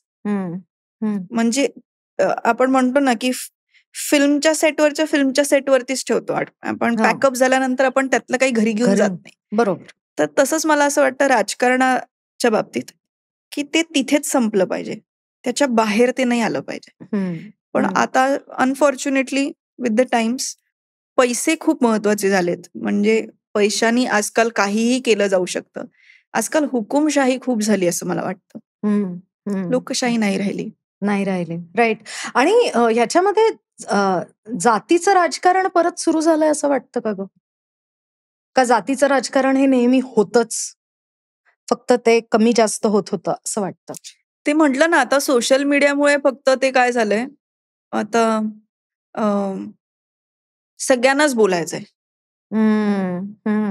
खरंय. सगळ्यांनाच व्यक्त व्हायचंय, सगळ्यांनाच सांगायचंय मला काय वाटतंय. आणि बरं, लोकांना हे कळत नाहीये की माझ्यासाठी जे चूक आहे ते तुझ्यासाठी बरोबर असू शकतं, किंवा तुझ्यासाठी जे चूक आहे ते माझ्यासाठी बरोबर असू शकतं. नक्कीच. तर त्यामुळे, किंवा मी जर का एखाद्या गोष्टीचा विरोध केला तर मग पण त्याला भाषा असली पाहिजे, डिग्निटी असली पाहिजे. माझं काय म्हणणं आहे, व्यक्त व्हायला हरकत नाही सोशल मीडियावरती, व्हा की व्यक्त. आपल्याकडे प्लॅटफॉर्म आहे, फ्री आहे, चांगला आहे, त्याचा वापर चांगल्या अर्थी करूयात ना. खरंय. आपण व्यक्त व्हायला पण एक भाषा असली पाहिजे, त्याला एक तुम्ही तुमचेच बॉर्डर्स आखले पाहिजेत. आजकाल लोक वाटेल त्या भाषेत, वाटेल त्या लोकांना, हो, करेक्ट, म्हणजे आपण कोण आहोत हे आपल्याला विचारावं असं नाही वाटत. जेव्हा आपण एखाद्यावरती कमेंट करतो किंवा आपण एखाद्याला शिवीगाळ करतो, तेव्हा आपल्याला स्वतःला विचार असं नाही वाटत की आपण आयुष्यात काय उखडलंय म्हणून आपण त्या व्यक्तीला बोलतो. करेक्ट. आपण कोण आहोत हे असं विचारावं असं नाही वाटत. तर मला असं वाटतं की घाई बोलण्याची, व्यक्त होण्याची, आणि म्हणजे डेस्परेशन, घाई म्हणण्यापेक्षा खूप डेस्परेशन आले लोकांमध्ये की मला बोलायचंय. म्हणजे असं वाटतं की ऑलमोस्ट इतकी वर्ष तोंड दाबून ठेवलेलं आणि आता बांधून ठेवलेलं की आता बोल असं म्हणल्यानंतर बोलतात लोक. म्हणजे लिटरली कधी कधी असं वाटतं की प्रत्येक ट्विटला, प्रत्येक पोस्टला पैसे आकारले पाहिजेत, तर हे कुठेतरी जाऊन थांबेल. मग एवढे युजर्सही राहणार नाहीत. आता काय झालंय, सगळंच फ्री आहे ना. हो, सगळंच फ्री आहे. आणि कोणीही येतंय, कोणीही उठतंय, कोणीही बोलतंय, आणि कशावरही बोलतंय यार. म्हणजे माझा ना, मी तुला जेन्युइनली सांगते, माझ्या अपब्रिंगिंग, म्हणजे माझा एक मित्र आहे आता, लेखक मित्र, तो मला सांगत होता की आमच्या गावी अजूनही वेगळ्या कपमध्ये हे देतात, चहा देतात, अमुक अमुक एका जातीला किंवा अमुक अमुक ह्याला. तर माझ्या, म्हणजे देवा शपथ, कुठली माझ्या कुलदेवीची शपथ, माझ्या आयुष्यात, माझ्या उभ्या आयुष्यात अजूनही माझ्या आई वडिलांनी मला कधी शिकवलं नाही की ही वेगळी जात आहे, हा वेगळा धर्म आहे, हे वेगळं, ह्या माणसांना असं ट्रीट करायचं. मला आठवतच नाही. बरोबर. मला लहानपणापासून वेगळ्या कपमध्ये कोणीतरी चहा प्यायलाय याची पण मेमरी नाही. खरंय. तर आय थिंक तुमच्या अपब्रिंगिंगचा खूप फरक पडतो. आणि मी म्हणते की ज्यांनी भोगलंय ना, त्यांनी भोगलं असेल. मला कदाचित हे माहिती नाहीये म्हणून मी आज त्याच्याविषयी भाष्य पण करू नये असं मला वाटतं. कारण मला ते कशातनं गेलेत किंवा त्यांना काय भोगावं लागलं हेच मला माहिती नाही. खरंय. त्यामुळे त्याच्यावरती भाष्य करणं, मगाशी म्हटलं ना की आपल्याला स्वतःला विचारता आलं पाहिजे की मी हे का बोलते, तर मी आता कुठल्या अधिकाराने जातीपातीवरती बोलू. बरोबर. मला ते शिकवलंच गेलं नाहीये, मला ते माहितीच नाहीये. मला नाही माहितीये. करेक्ट. म्हणजे माझ्या अराउंड अनेक जाती धर्माची माणसं आहेत आणि मी त्यांच्याशी तशीच वागते आणि मी त्यांच्याशी तशीच आहे, पण ते त्यांच्या आयुष्यात कशातनं गेलेत हे मला नाही माहिती. सो मी त्यांच्यावरती बोलणं सुद्धा योग्य नाही. बरोबर. अगदी. फक्त मी विषय निघाला म्हणून एवढं नक्की सांगेन, जे राजसाहेब सातत्याने बोलतायत, की आपल्या महापुरुषांना आपण जातीपातीमध्ये खेचू नये. हा माझा, हा तुझा, हा ह्या जातीचा, हा ह्या जातीचा, हे करू नये. ते महापुरुष होते ना, ते सगळ्यांचे आहेत. सूर्य Actually. कसा सगळ्यांचा असतो, सूर्याला अगदी पण खरं म्हणतो का सूर्य माझा आहे, चंद्र माझा आहे, नाही. ते सगळ्यांचे असतात ना. तर हो. आपल्या आयुष्यात किंवा आपल्या एकंदरीतच समाजात जेवढे महापुरुष होऊन गेलेत ना, तेवढे सगळे सगळ्यांचे आहेत. आणि अगदी ते तसेच असले पाहिजे. खरंय खरंय. कारण ते सगळ्यांना काहीतरी शिकवायला आले होते, ते सगळ्यांसाठी करत होते. त्यांचा लढा फक्त त्यांच्यासाठी नव्हता ना. हो, अगदी खरंय, अगदी खरंय. आणि दुसरं मला असंही वाटतं, की कोणीतरी एखाद्या महापुरुषाबद्दल काहीतरी बोलल्याने त्या महापुरुषाची उंची कमी कशी होईल? हां, पण तेच म्हणते, म्हणजे हे समजण्या इतपत बुद्धिमत्ता सोशल हां. मीडियावरती आहे का? किती लोकांमध्ये आहे? हां, ते आहे. ते मात्र आहे. तर म्हणून मी हं. म्हटलं, की मी कितीही ठरवलं ना, की मी खूप वेळेला असं होतं, की मी खूप बोलते कधी-कधी सोशल मीडियावरती. कधी-कधी मला असं वाटतं, की नकोच. मला माझा पीस ऑफ माइंड पाहिजे, मला माझी सॅनिटी राखली पाहिजे. तर मला हे नकोच. मग कधी-कधी मी खूप लांब जाते सोशल मीडियापासून. कधी-कधी मला खूप उफाळून येतं, मग मी सोशल मीडियावरती येते आणि मी बोलते. पण मी जसं म्हटलं तसं, एकतर तुम्ही कोणाला बोलताहात? काय बोलताहात? का बोलताहात? आणि तुम्ही कोण आहात? खरंय. याचा विचार सगळ्यांनीच ऍक्च्युली केला पाहिजे. हां, म्हणजे मी So. एखाद्या खूप मोठ्या कलाकाराला जर का म्हटलं, की तुला अभिनयच येत नाही किंवा तू काय प्रकारचा का करतोस तू सिनेमे? का करतोस तू चित्रपट? अरे तो माणूस तेवढा गाजून आलाय, एवढं गाजवून आलेला आहे म्हणून तो आज तिथे आहे.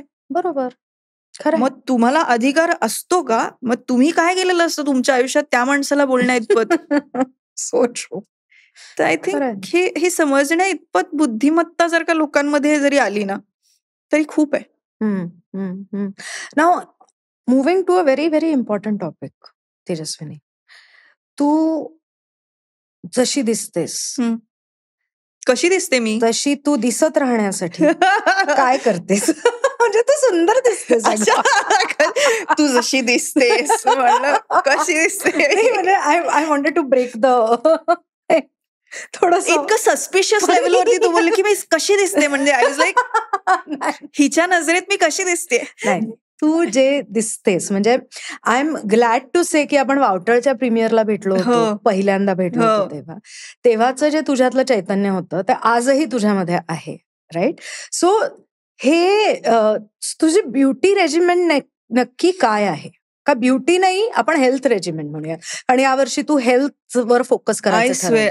अगं मी तुला म्हणते, गेल्या 2-3 वर्षामध्ये जेव्हापासून मी बॅक एंडला गेले, बिहाइंड द कॅमेरा गेले, प्रोड्युसर झाले, टू बी स्पेसिफिक. त्याचा स्ट्रेस माझ्या बॉडीने इतका घेतला, माझं वजन इतकं वाढलं आणि माझ्या वाढलेल्या वजनामुळे माझ्या शरीरावरती वेगवेगळ्या गोष्टी ज्या कधीच नव्हत्या, म्हणजे ते पण मला व्हायला लागलं. आणि मला असं झालं, की एक्सक्यूज मी, तू म्हणजे मी असं स्लिप डिस्कला विचारलं, कसं काय? How did you come in? आणि मला बॅक टू बॅक डेंग्यू झाला, स्लिप डिस्क झालं, बॅक टू बॅक गोष्टी व्हायला लागल्या. आणि सारखी मी मागच्या वर्षी एक्झर्शनमुळे, आणि ऑलरेडी खूप एक्झर्शन होतं, एक्झर्शनमुळे पण आजारी पडत होते. बॅक टू बॅक मला हेल्थ च्या खूप तक्रारी सुरू झाल्या. आणि मला असं झालं, हे वय नाहीये आपलं एवढं सगळं होण्याचं. बरोबर. मी म्हटलं, आणि तरी अजून खूपच पुढे जायचंय आपल्याला ना. बरोबर. तर आत्ताच जर का एवढ्या सगळ्या तक्रारी व्हायला लागल्या तर गडबड आहे, अवघड आहे. हो, बरोबर. तर म्हणून मी यावर्षी असं ठरवलं, की this year I will be dedicating it to my health. आणि ते म्हणतात ना, सिर सलामत तो पगडी 50. अगदी अगदी. तर तसं वाला आहे आता, की माझी हेल्थ जर का ठिकाण्यावरती असेल तर सगळं मी करेन. सो आता मी थोडंसं मी कधीच जंक फूडवाली नव्हते. मला कधीच खूप आवडलं ना, त्यातल्या त्यात पास्ता आवडतो. ओके. त्यातल्या त्यात pasta is not junk food. पण म्हणजे आपण म्हणतो चीज असतं त्याच्यामध्ये आणि काय काय. भारतात तो जंक फूड आहे. हा, म्हणजे आयुर्वेद मध्ये सांगायचं तर राजसिक जेवण जे आहे तर तामसिक असतं, राजसिक असतं, सात्विक असतं. बरोबर. सो आता मी काय करते, थोडंसं सात्विक जेवते, म्हणजे घरचं जेवण, घरी बनवलेलं. म्हणजे कुठेही जायचं असेल तर मी माझ्याबरोबर डबा असतो. आता पण गाडीमध्ये मी डबा घेऊन आली, कारण मला माहित नाही किती वाजतील. पण मग माझा डबा कॅरी करणं, भाकरी, भाजी, डाळ असं खाणं. पांढऱ्या गोष्टी मी आयुष्यातून आत्ता या वर्षी तरी थोड्याशा कमी केल्यात, एलिमिनेट केल्यात असं म्हणून. पांढऱ्या म्हणजे गहू असू देत, मैदा असू देत, साखर असू देत, तांदूळ असू देत, दूध, करेक्ट, दूध असू देत. सो पांढऱ्या गोष्टी मी आता आयुष्यातनं थोड्याशा कमी केलेल्या आहेत. त्याचा फायदाही मला होतोय. पण मला माझ्या शरीराला असं पण नाही करायचंय की इतकी वर्ष भात थांबवला की पुढे जाऊन शरीराला कळेन असं झालं की भात म्हणजे हे एलियन झालं असं इथपर्यंत मला नाही करायचं. राईट. सो आय थिंक आधेमध्ये थोडंसं भात खाते मी, आधेमध्ये दही खाते. मला तूप प्रचंड आवडतं. वन ऑफ द रिझन्स जे तू म्हणालीस की तुझं हेल्थ किंवा ब्युटी रेजिमेन काय आहे, मला असं वाटतं तूप हा माझ्या आयुष्यातला मेजर फॅक्टर आहे. ओके. की जो मी प्रचंड आवडीने खाते, जो मी भरभरून खाते. म्हणजे डाळ असेल तरी तूप, भाकरी असेल तरी तूप, वरण ऑब्व्हियसली वरण भाताबरोबर तर कॉम्बिनेशनच आहे तूप. मग तूप इज समथिंग जे तुमचं शरीर खूप छान थंड ठेवतं. तर मी भरपूर तूप खाते. मी आत्ता मी गेले काही वर्ष झाले थेरपी घेते. Okay. Yeah. So I think that also makes a lot of difference. You need it with the amount of stress that you're going through, with the मी जसं म्हटलं तसं की कुठे बिलॉंग करतो आपण ह्याच्यासाठी सुद्धा ते खूप महत्वाचं आहे. आय थिंक खूप लोकांना थेरपी घेणं गरजेचं आहे आजच्या काळात. नक्कीच. सो ते पण घेते मी. चालायला खूप जाते, मला चालायला खूप आवडतं. Not a gym person? अजिबात नाही. ओके. मला नाही आवडत. म्हणजे माझा प्रॉब्लेम आहे की मला ते बघायला खूप आवडतं. मला ह्याचं महत्वही कळतं. स्ट्रेंथ ट्रेनिंग जे आपण म्हणतो त्याचं महत्वही मला खूप कळतं. पण somehow I just don't end up in the gym. मी गेले ना तरी मी 2 दिवस करेन, 3 दिवस करेन आणि मग त्याच्यानंतर मला मनातनच इच्छा होत नाही. त्यामुळे मला अजून कोणीतरी असा गुरु मिळणं गरजेचं आहे जो मला पुश कर की इथेच. असं अजून मला कोणी मिळालं नाही जे मला योगामध्ये मिळालंय. योगामध्ये खूप छान मला फरक पडला होता. इव्हन कोविडमध्ये मी खूप वजन कमी केलं होतं, तेव्हा योगा से ही होगा तर ते झालं होतं तेव्हा. वा. तर आय थिंक ह्या सगळ्या गोष्टी इन ऑलच जर का कंबाईन केल्या तर दे आर द रिझन की. सो म्हणजे you are in a phase of transformation, right? असं म्हणूयात का आपण त्याला, ट्रान्सफॉर्मेशन, फिजिकल ट्रान्सफॉर्मेशन असं? Not really. म्हणजे मी काय उद्या तुम्हाला अशी 6 पॅक ऍब्स बिब्स मध्ये दिसेन अशी एक्सपेक्ट करू नका. Because I don't like it that way. मला स्त्री ही सुडोलच असली पाहिजे असं मला वाटतं. ओके. म्हणजे भारतीय नारी जे आपण म्हणतो ना, ती जशी असली पाहिजे, अशी वलॉप्शियस, तशीच ती असली पाहिजे. आणि पुरुष कसा असला पाहिजे? आय थिंक पुरुष फिट असला पाहिजे. म्हणजे 6 पॅक ऍब्सच पाहिजेत वगैरे असं काही नाही. असं काही नाही. फिट असला पाहिजे, चांगला असला पाहिजे. ओके. हेल्दी असला पाहिजे. राईट. आणि हाईट साधारण किती हवी? तू साधारण माझे काय म्हणूया त्याला, को क्या चाहिए? नाही, अरेंज मॅरेज मध्ये जसं काय हाईट पाहिजे, कसा दिसायला पाहिजे, कसं वर्ण पाहिजे, काय कुठे राहणारा पाहिजे. नाही, height doesn't matter I think. तरी पण मला असं वाटतं की फॉर मी, तू जर का माझ्याविषयी विचारत असशील to pair with him, I think माझ्यापेक्षा थोडासा उंच इज नाईस. म्हणजे मिनिमम ना तेवढं तर. म्हणजे आय थिंक मिनिमम जेवढं पुरुष असावा उंच. पण माझ्यापेक्षा उंच. I think that doesn't matter. खरं तर हाईटनी काय फरक पडत नाही तसा. पण मी जर का मला एकत्र असं बघितलं आम्हाला, तर मी अशी छान दिसले पाहिजे, छोटीशी अशी, त्याच्यापेक्षा छोटी दिसली पाहिजे. किती छान. Okay, cool. बरं, we come to the last segment which is सानविवी. ओके. लास्ट टाइम तू आली होतीस तेव्हा तू तुझ्या वडिलांना पत्र लिहिलं होतंस. ओके. याच्यामध्ये. ओके. तर आता या वेळेला साष्टांग नमस्कार विनंती विशेष किंवा सप्रेम नमस्कार विनंती विशेष, whatever you want to call it, right? Hmm. तर तुला जर आता एक पोस्टकार्ड दिलं हम्म. तर तू कोणाला लिहिशील आणि काय लिहिशील? बापरे, मी कधीच ह्यासाठी प्रिपेअर करून येत नाही यार. मला असं होतं की मला I think You know, can I suggest something? I think you should write to your mother. Okay. मी आता मदर म्हणेपर्यंत मी म्हणणार होते की मी माझ्या स्वतःच्या बालपणीला हा चालेल, परफेक्ट, डन. लिहीन असं मला वाटतं. म्हणजे त्याचं कारण पण आय थिंक मी माझ्या लहानपणीला लिहीन बिकॉज माझं लहानपण आहे ना हे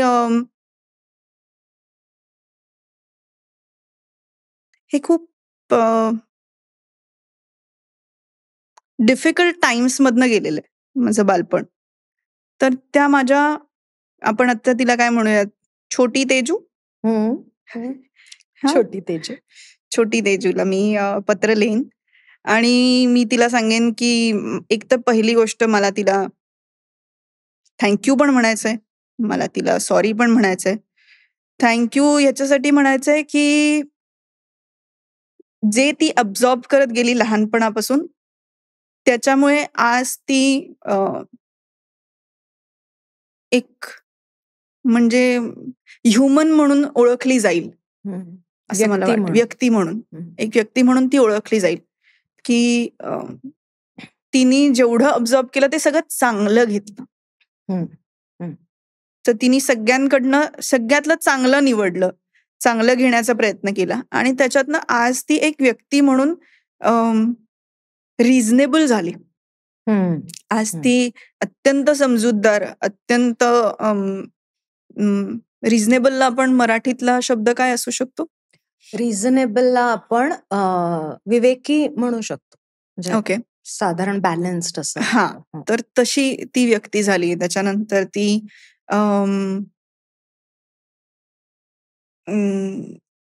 समजूतदार, विवेकी, हुशार, कन्सिडरेट अत्यंत, आणि अशी ती व्यक्ती झाली. त्यामुळे मला तिला थँक्यू म्हणायचंय for getting all the good things in herself. आणि मला तिला सॉरी म्हणायचंय for a lot of reasons. मला तिला सॉरी म्हणायचंय बिकॉज आय थिंक खूप गोष्टी मी लहानपणी नाही करू शकले. तिला खूप कॉम्प्रोमाइजेस करायला लागले. तिला खूप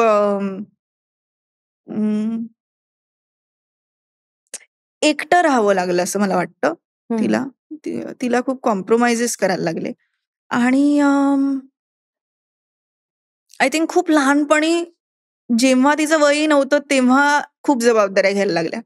so I feel sorry about that. की आणि आय फील सॉरी की मी तिच्याकडे मोठी झाल्यानंतर फार बघितलं नाही. म्हणजे मोठं होण्याच्या नादामध्ये माझ्या चाइल्डहुडकडे तिला मी थँक्यू म्हटलं नाही. इनफॅक्ट मी हे सांगेन जरूर, मी ना पुण्यामध्ये एक मेडिटेशन कोर्स करत होते आणि त्या मेडिटेशन कोर्समध्ये ना मला एक छोटी मुलगी दिसायची.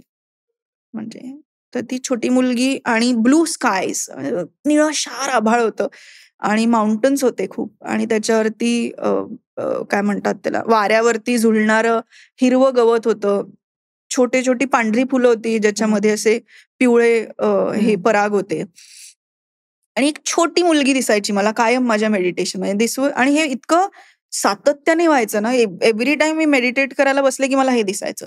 सो एक छोटी मुलगी दिसायची जी अशी व्हाईट कलरचे पेटिकोट, सिमेज म्हणायचो बघ आपण ज्याला, त्या पेटिकोट मध्ये ती त्याच्यातनं पळायची आणि हसत हसत, खूप मस्त हसत हसत पळायची.